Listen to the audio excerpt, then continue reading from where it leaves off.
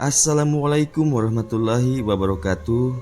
Salam sejahtera buat sahabat Kang Asep Hidayat semua dimanapun Anda berada. Kali ini Kang Asep kembali bercerita yang tentunya masih kisah nyata yang Kang Asep dapatkan dari narasumber langsung ya, yaitu dari omnya saya sendiri yang kejadiannya pada tahun 2007 di kota PKU. Langsung saja ke bagian ceritanya, namun seperti biasa, yuk kita membaca Bismillahirrohmanirrohim. Dan inilah selengkapnya. Halo, Assalamualaikum.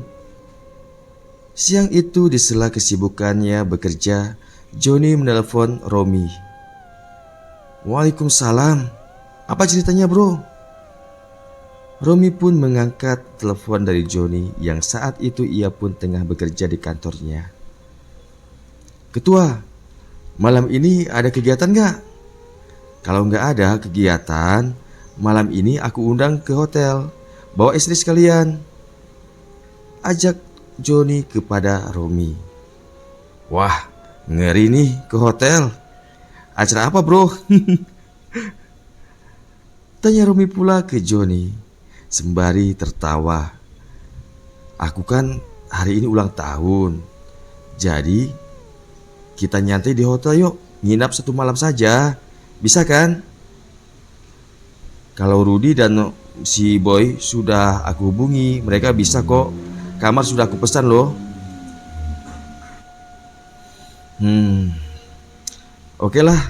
Cuma istriku lagi pulang ke rumah orang tuanya, jadi aku sendiri saja.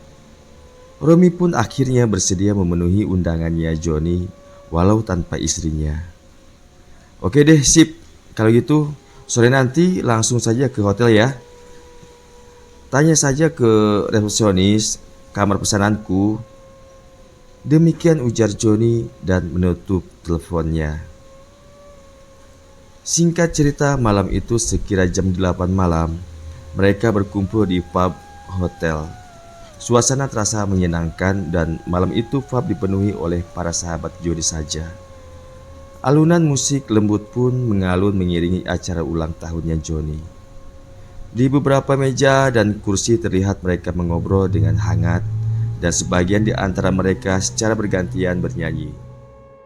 Baru saja 1 jam acara itu berjalan, terlihat Boy keluar dari pub menggandeng istrinya. Istrinya Boy terlihat lemah. Tentu saja beberapa teman lainnya merasa heran dan bertanya kepada Boy. Binimu kenapa bro? Tanya Rudi kepada Boy. Katanya sakit kepala Rud. Ini mau ku antar ke kamar dulu ya, jawab Boy, dan ia pun melangkah membawa istrinya ke kamar hotel yang berada di lantai atas. Oke sip, ntar kalau ada apa-apa kabarin kami ya, sambung Rudi. Lalu Boy pun membawa istrinya ke lantai 2. Rangkaian acara demi acara pun terus berlangsung dan saatnya ke bagian inti, yaitu acara tiup lilin dan pemotongan kue. Terlihat kue ulang tahun sudah tersedia di atas meja kecil di pentas. Joni bersama istrinya pun sudah berdiri menghadap kue ulang tahun yang sudah dihidupkan lilinnya. Tiup lilinnya, tiup lilinnya, tiup lilinnya sekarang juga, sekarang juga, sekarang juga.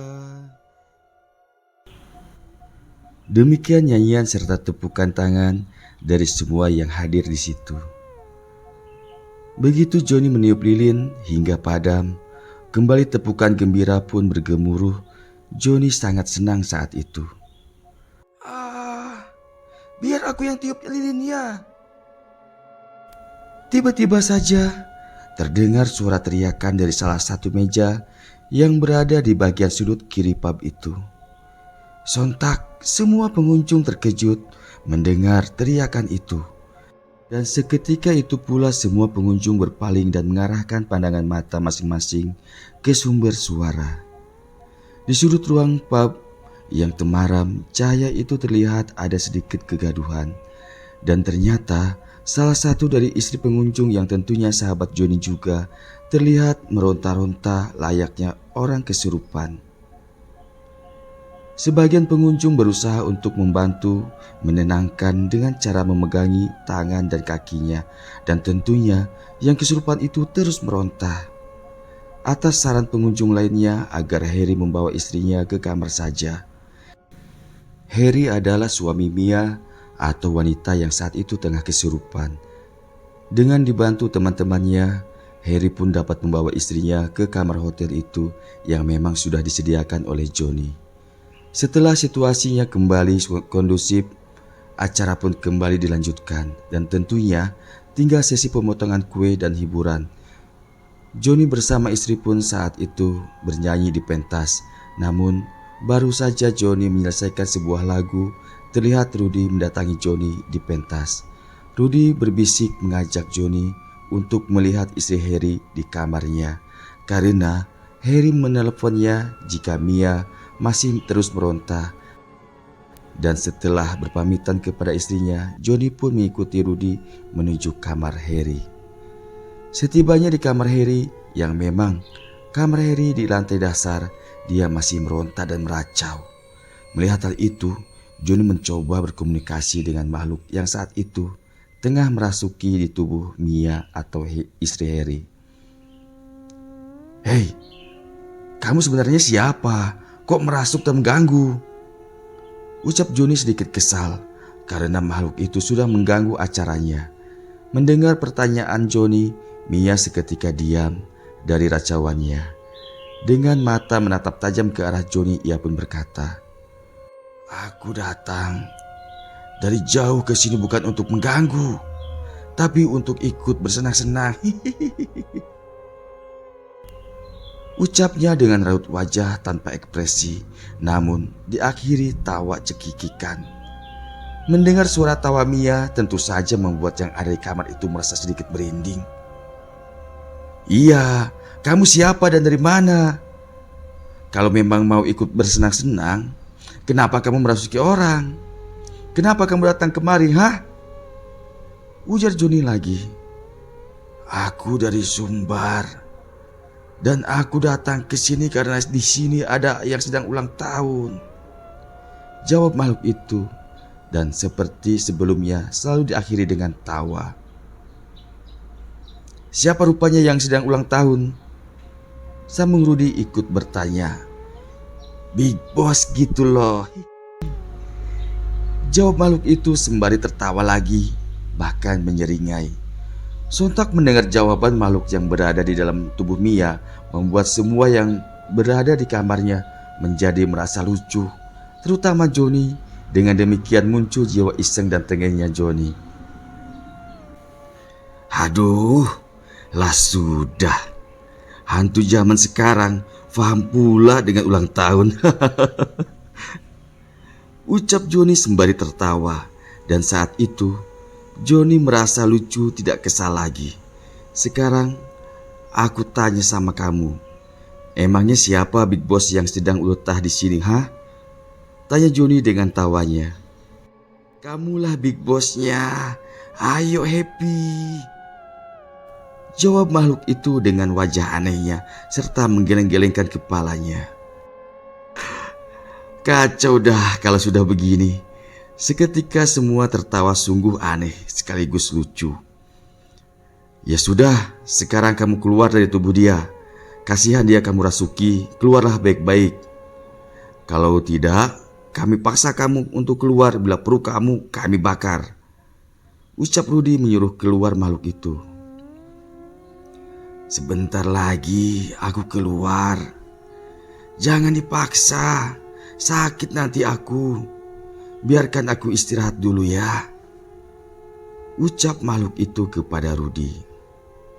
Tiba-tiba saja ponsel Johnny berdering, tanda ada panggilan. Johnny pun mengeluarkan ponsel dari saku celananya dan ternyata Boy yang menelpon. "Halo bro, ada apa dan gimana kondisi binimu?" jawab Johnny dan langsung menanyakan kondisi istrinya yang tadi mengeluh sakit. "Halo, Itulah ketua, biniku sekarang tingkahnya aneh. Sepertinya dia kesurupan. Tolonglah aku ketua. Jawab Boy yang mengatakan jika saat itu istrinya tengah kesurupan juga. Johnny merasa heran karena di acara ultahnya yang seharusnya bergembira, bersenang-senang, justru saat itu ia dihadapkan dengan situasi yang serba aneh. Setelah telepon ditutup, Johnny pun berbisik ke Romi. Rom, kau ikut aku ke lantai 2. Bini si Boy kesurupan juga tuh. Dan Rudy, kau temani si Harry di sini ya.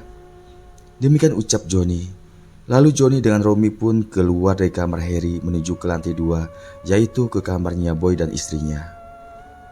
Johnny dan Romi memutuskan ke lantai 2, tidak menggunakan lift, karena di depan pintu lift terlihat beberapa orang tengah mengantri, dan tentunya agar cepat tiba di kamarnya Boy, mereka harus menaiki tangga biasa yang posisi tangga ke atas berada di samping meja resepsionis.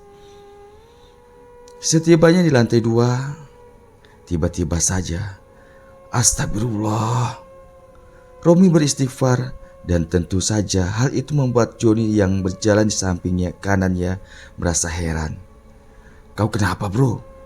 Jangan bilang kau lihat hantu ya, ucap Johnny ke Romi sembari menghentikan langkahnya dan menatap ke wajah Romi. Benar bro, aku lihat hantu barusan. Aku melihat ada bayangan 2 perempuan pakai baju putih. Ada yang keluar dari kamarnya Boy dan ada juga yang masuk ke kamarnya. Mukanya seram John.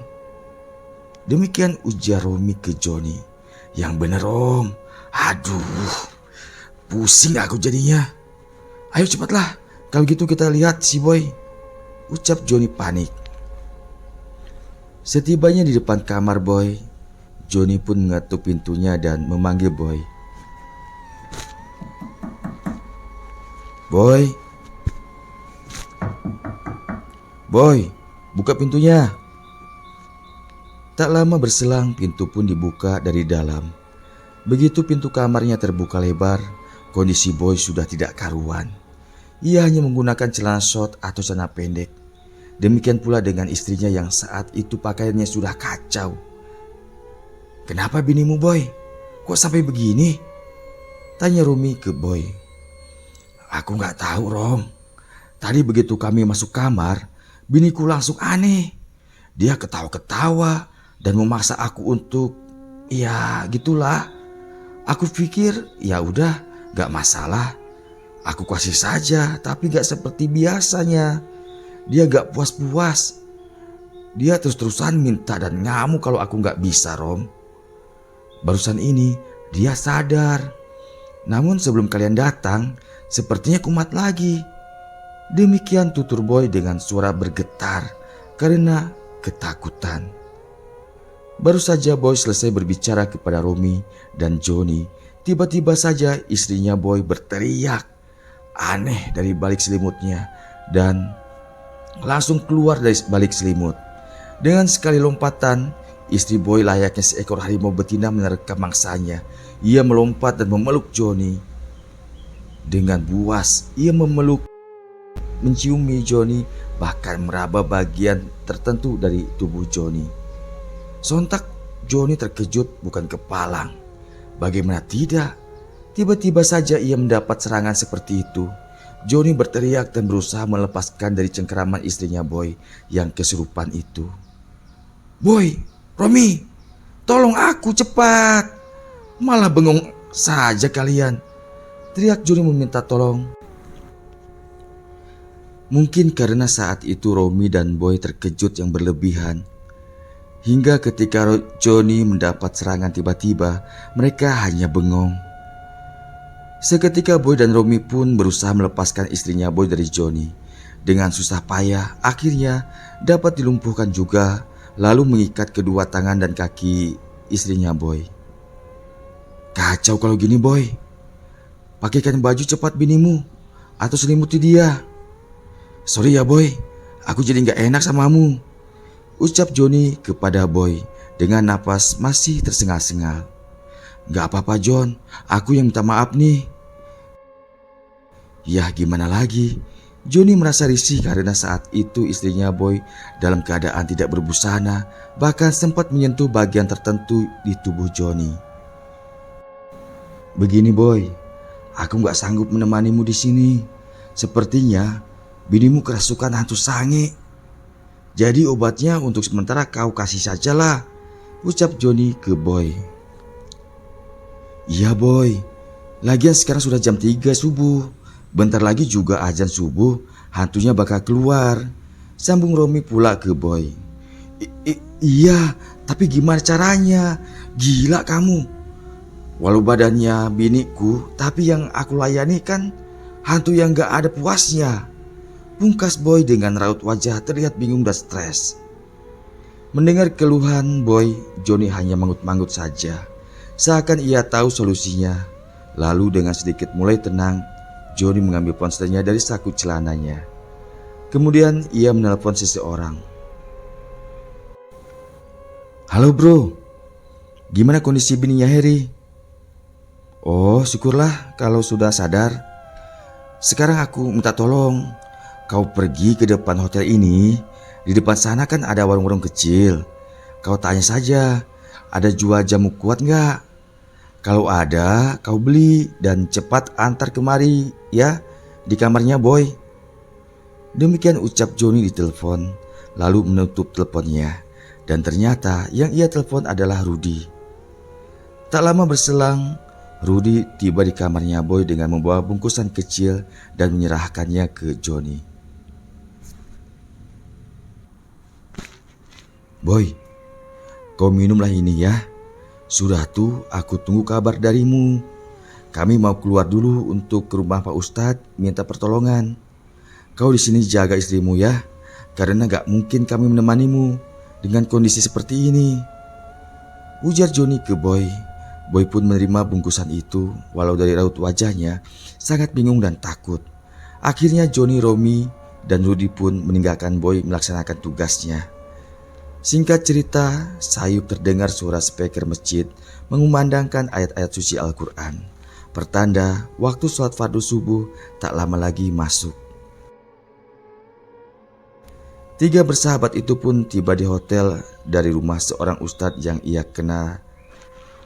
Di tangan Johnny digenggamnya sebotol air mineral. Itulah air doa dari Pak Ustadz untuk mengusir makhluk halus atau jin yang merasuki tubuh istrinya Boy. Setibanya di depan pintu kamar Boy, Johnny mengetuk beberapa kali namun tak jua terdengar jawaban atau dibukakan pintu. Tentu saja hal itu membuat mereka bertiga merasa khawatir. Lalu Romi mencoba menarik handle pintunya dan ternyata pintu itu tidak terkunci. Dengan langkah perlahan, mereka bertiga mulai masuk ke dalam kamar yang terlihat gelap. Namun di dalam kegelapan itu terdengar suara desahan kasar seseorang yang tengah beraktivitas. Dan ceklek, suasana kamar pun jadi terang. Astagfirullah. Terlihat dengan jelas situasi yang sangat mengerikan. Istrinya Boy tengah di atas menghimpit Boy yang saat itu hanya diam dengan kedua mata memandang hampa istrinya yang dengan buas beraktivitas di atas tubuhnya.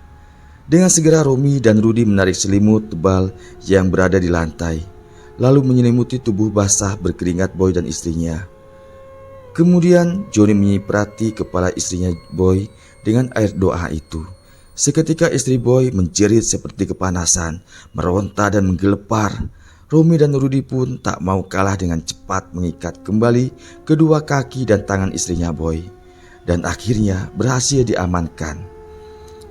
Tubuh istrinya Boy dibalut dengan selimut hingga tidak terlihat lagi bagian auratnya, yang tersisa hanya bagian wajahnya saja. Setelah ia tak berdaya, kemudian Johnny meminumkan air doa itu sembari membaca doa. Saat itu istrinya Boy berteriak-teriak, sumpah serapah, terkadang menangis dan tertawa. Suasana di kamar itu tiba-tiba terasa panas, walau saat itu AC tidaklah mati. Di situasi yang tengah panik, tiba-tiba saja terdengar sayup suara azan berkumandang di masjid yang tidak jauh dari hotel tersebut. Tiba-tiba saja Istrinya Boy menjerit histeris, lalu ia terkulai lemas. Pertanda makhluk yang berada di dalam tubuhnya pun telah pergi. Romi dan Rudy tiba-tiba saja terserut mundur karena mereka dikejutkan oleh bayangan hitam tipis namun jelas terlihat, seperti sosok bayangan mengerikan dengan rambut panjang, keluar dari tubuh tak berdaya istrinya Boy. Secara perlahan bayangan itu melayang lalu seperti menembus masuk ke dalam plafon kamar hotel itu. Setelah yakin semua aman, Johnny berusaha menolong Boy yang tak berdaya. Namun Boy terlihat masih sadar. Dengan kondisi maaf tanpa busana, dibimbing ke kamar mandi untuk mandi. Singkat cerita, setelah Boy selesai mandi dan minum teh hangat, ia pun mulai kembali pulih kesadarannya serta tenaganya. Kemudian Johnny, Romi, dan Rudy pun keluar meninggalkan Boy dan istrinya. Johnny meminta tolong kepada istrinya dan istrinya Rudy untuk mengurus istrinya Boy. Pagi itu masih di hotel di mana tadi malam merayakan ulang tahunnya Johnny. Di resto hotel tersebut, Johnny, Rudy, dan Romi duduk sarapan dan ngopi sembari ngobrol membahas keanehan yang telah terjadi semalam. "John, aku tadi sewaktu kau suruh beli jamu buat Boy, sempat aku ngobrol dengan penjual jamu itu. Dan dia bercerita bahwa beberapa tahun yang lalu ada kasus penganiayaan yang mengakibatkan korban meninggal. Yang konon menurut cerita tersangka merasa tersinggung karena korban selalu mengejek jika tersangka adalah lelaki lemah dan tidak perkasa, tak bisa memuaskan hasrat korban." Johnny dan Romi dengan seksama mendengar cerita Rudy. Lalu Johnny bertanya, "Terus apa kaitannya dengan kejadian yang kita alami, Ruth?" "Ya mungkin arwah atau jin korinnya korban yang merasuki bininya si Boy. Karena bininya Boy kan aneh, seperti orang yang hiper gitu. Sementara si Boy mengatakan kalau istrinya tidak pernah seperti itu." Demikian tutur Rudy panjang lebar. Iya juga ya. Karena waktu kita naik ke atas itu, John, aku melihat bayangan sosok perempuan menyeramkan keluar masuk kamarnya mereka, sambung Romi ke Johnny. Mendengar penjelasan kedua sahabatnya itu, Johnny mengangguk-angguk tanda mengerti. Bisa jadi juga seperti itu, dan bisa jadi juga kamar si Boy bekas kasus itu ya. Singkat cerita, selesai sarapan dan ngopi, ketiga sahabat itu pun beranjak hendak ke kamar kembali karena istrinya Johnny sudah menelpon jika istrinya Boy sudah sadar.